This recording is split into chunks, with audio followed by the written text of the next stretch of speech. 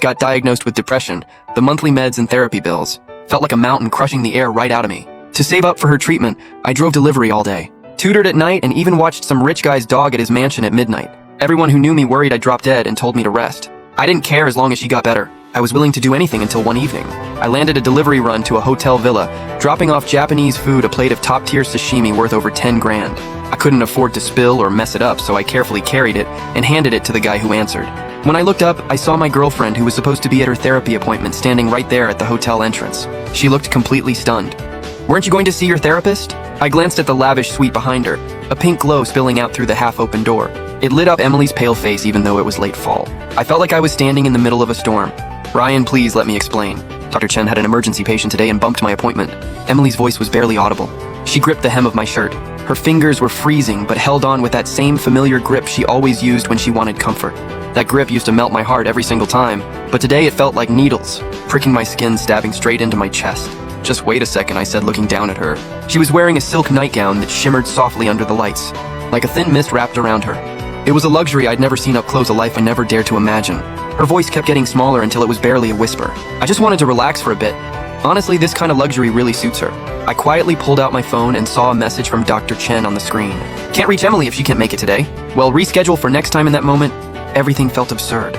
I took a deep breath, trying to keep myself steady, but my voice shook anyway. "Emily, why did you lie to me? When you were with me, you felt bad about how hard I worked for money. You felt guilty just getting an extra side dish at the cafeteria. So how does one meal cost 10 grand today?" My lips were cracked and bleeding, the taste of blood mixing with the bitterness in my mouth. It felt like a silent accusation. 10 grand. That took me 2 straight months of deliveries. "Do you get that?" My voice echoed down the empty hallway, raw with pain. The sad part is I told her tonight after tutoring I'd take her out for barbecue, and that $200 rush tip that I thought was lucky ended up being the last straw that broke me. Whenever Emily couldn't sleep, she used to cling to my arm and talk on and on, saying I was the person who loved her most in the world, more than her own parents. Those words were like a gentle curse that kept pulling me under every dark night. I naively believed everything I gave for her was worth it, but now I just feel like the stupidest, most pathetic man alive. This whole year, I worked 2 jobs through every season, turned down an internship my professor recommended, worked myself to the bone saving money for her. I lived in the cheapest rundown apartment I could find, went out every day with just a jug of water for food. I'd eat plain bread with pickles when I was hungry. And her, she was wearing silk nightgowns, staying in luxury suites, eating sashimi worth thousands, while watching me wear my body down, working myself to death. I can't even remember the last time I woke up without an alarm. My voice kept dropping lower, like it was being squeezed out from deep in my throat, exhausted every single day. The one thing that kept me going was hoping you'd get better soon. You saw all of that with your own eyes, so why did you lie to me? My voice finally broke sharp as a blade. Emily stood there alone, still clutching that box of sashimi. Her nightgown fluttered in the cold autumn wind like it could be blown away any second. Her eyes welled up, her lips trembled. But nothing came out. "I'm sorry, Ryan. I'll pay you back double." Her voice cracked with tears, like it was coming from far away. "And the one who wronged you, I'm so sorry." I couldn't stand to look at her anymore, so I turned to walk away. She grabbed the hem of my shirt tight like it was her last lifeline.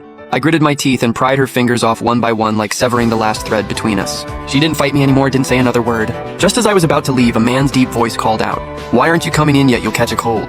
That voice hit me like a hammer straight to the chest. Emily and I both froze at the same time, like time itself had stopped cold. She spun around, her face going pale as paper. A flash of panic crossed her eyes. She tried to hide it, but it was already too late. A man stepped out of the room, wearing the same style silk pajamas as her, looking relaxed and casual. Emily shoved the sashimi box into his hands in a panic, her voice shaky and rushed. "Go back inside, I'm hungry." She tried to push him back into the room, but he seemed to sense something interesting. He stepped right around her and his eyes landed on me. A mocking smile curled at his lips. "Well, look who it is." His voice was light and breezy, but it hit me like a sledgehammer. The air felt frozen. I stared at them coldly. My throat felt blocked. I couldn't make a sound. The man wrapped his arm around Emily's shoulder in a showy way, then leaned in and breathed in near her ear. The gesture was smug and provocative. He pulled her close, dragging her in front of me like showing off a trophy. I looked down in despair, staring at her shoulders, trembling slightly. The truth between them was obvious now. My lips were cracked, almost bleeding. My head throbbed in waves. My stomach churned like I'd throw up any second. I turned to leave, but the man suddenly called out, "Don't rush off, Ryan. Don't you remember me?" I spun around fast, staring hard at his face. Memories came flooding back. It was Kevin, 2 years below me in school, a rich kid from a wealthy family, lead pianist of the school orchestra. We had a history of bad blood. Rumor had it my scholarship spot got taken because of him. Seeing my face get worse and worse, Kevin smirked with satisfaction. "I was actually starting to wonder about you, you idiot, a whole year and you never noticed. How much longer could this act have gone on?" His voice was light, but it cut through me slow like a blunt knife. "Who knew I'd run into you here today? You're really something." Taking deliveries this far out, he tilted his head, eyes sharp as knives. He stared me down hard, so tell me, is Emily charming? I never thought she'd have you wrapped so tight around her finger. My fists clenched white, then went limp all at once. A deep helplessness spread from my chest through my whole body.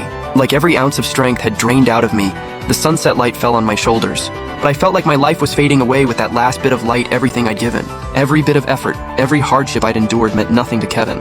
Worthless, not even worth mentioning. He didn't just look down on me. He wanted to stomp on everything I'd sacrificed for good measure. I felt myself getting hollowed out fast. My legs buckled. I grabbed the wall just to stay standing. Kevin threw his head back and laughed, his laugh sharp and arrogant. Your sister killed herself over depression, so the moment Emily said she had severe depression too, that hero complex of yours kicked right in one sweet honey from her. And you actually thought you were her savior, Kevin's words? Were like a lit fuse setting off a volcano I'd kept buried inside for so long. I lunged at him like a madman, swinging straight at his face. All my sanity shattered in that instant. Every ounce of rage, pain, and bitterness poured into one punch, slamming into his face, but Kevin just spread his hands, looking unbothered. Still smirking that same mocking grin. Go ahead, hit me, kill me if you can. Lay a finger on me and it'll ruin you today. Emily rushed over and grabbed me tight, pulling me back with everything she had. Ryan, don't do this. Please, I'm begging you. My fist swung wildly. A few even landed on her, but she never let go. I went limp like a deflated balloon and let it drop. Gasping for air, I stepped back, poor faking sick. And now you're stopping me. What kind of person even are you? No wonder your parents never loved you. No wonder your family favored the boys over you. Emily gritted her teeth and threw her arms out, shielding Kevin. I'm the one who wronged you if you want to beat me to death today. I won't blame you for it. Emily and I had been together a year. My gut had warned me before something was off about her. But I still couldn't help pouring everything into her, all because I'd failed to protect my sister once before. I stumbled backward, step by step, months of poor nutrition. Left me dizzy after all that adrenaline. I lunged for the trash can nearby and threw up hard. Like I was trying to purge every bit of pain and humiliation out of my body. Emily ran into the suite, came back with a bottle of water for me. Kevin tried to stop her, but she shoved him aside. Are you serious? Her voice cracked, but I didn't take the water. I just pushed myself up, ready to leave. Emily grabbed my arm, pulled a bank card out of her pocket and pressed it into my hand. I could never repay you in this lifetime. The pin is your birthday. Just let this be my way of making it up to you. I let out a cold laugh. Looking coldly between her and Kevin, I hope you two rot. With that, I took the card and walked away. I'd figured Emily probably wasn't short on money, but I never imagined she'd be this rich.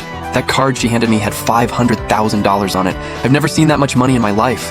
Standing at the ATM, I counted the zeros on the screen over and over. Like I was trying to confirm this wasn't some dream. I moved out of the dorms, because Emily once told me her condition was getting worse. Her family only doted on her little brother and ignored her, and she couldn't be alone. So I gritted my teeth and rented this rundown little place this whole year. I actually believed my devotion was helping her heal. But now I finally understand from the very start this was all a calculated con. Back at my rundown apartment, I stood at the door, staring at all the little touches I'd put up for her. A wave of fury and grief I couldn't even name washed over me. I ripped the photos off the wall, tore up all those little things I once thought would cheer her up. I canceled my tutoring job, bought a case of beer, and drank myself into a stupor. Finally, the alcohol knocked me out cold. In the dream, I was back 2 summers ago, my sister Lucy's cold body lying in the morgue, her face calm like she was just sleeping. She'd left a world that had let her down, leaving me behind broken and alone. No one would ever again fight me over the TV remote for some show. No one would sneak the snacks I'd bought into their room and eat them all. I used to call her to get up, and she'd always groan and chuck a pillow at me, but Lucy in that morgue, no matter how many times I called her name, she'd never answer again. That summer was the longest season I've ever lived through. I woke up to the sound of the door lock turning. I never did get to sleep it off naturally. I got up and washed my face, thinking it was the landlord, but it was Emily who walked in. She was carrying a suitcase, and that reminded me this place had been her home too this past year. Emily said nothing, quietly gathering up the torn photos and the little handmade things we'd made together, packing them into the box. In the end, she looked up and asked quietly, "Is there anything you'd like me to leave for you?" I shook my head. I had nothing more to say to her. She closed the suitcase and asked again, "But these are our memories together. Don't you want to keep something?" I glared at her, jaw clenched. "I just want to never see you again for the rest of my life." Hearing that, Emily froze in place, tears sliding down her exhausted face. "Ryan, no one has ever loved me the way you did this past year. You gave me a kind of love I've never had in my whole life." Her voice shook with a kind of desperate pleading. "I know you might not believe me, but I'm willing to give up everything to be with you now."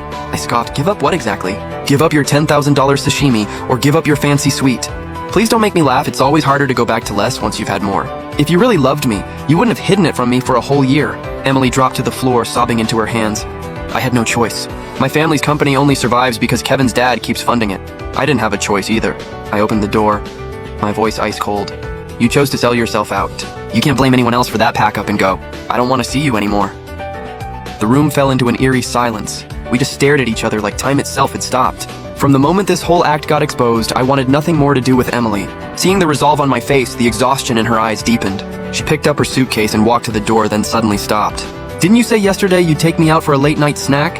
How about we grab a meal after this? There's no need. The kind of food I eat is beneath someone like you. As long as I'm eating with you, I'm happy no matter what. Well, I'm not Ryan, I really do love you. Emily's tears kept falling one after another. She leaned against me, crying so hard her whole body shook, but I just stood there like a wooden post. No reaction at all, right? Before shutting the door, Emily blocked it with her hand. Her red eyes locked onto mine. Ryan, is there any chance you'd give me one more shot? Just let me go.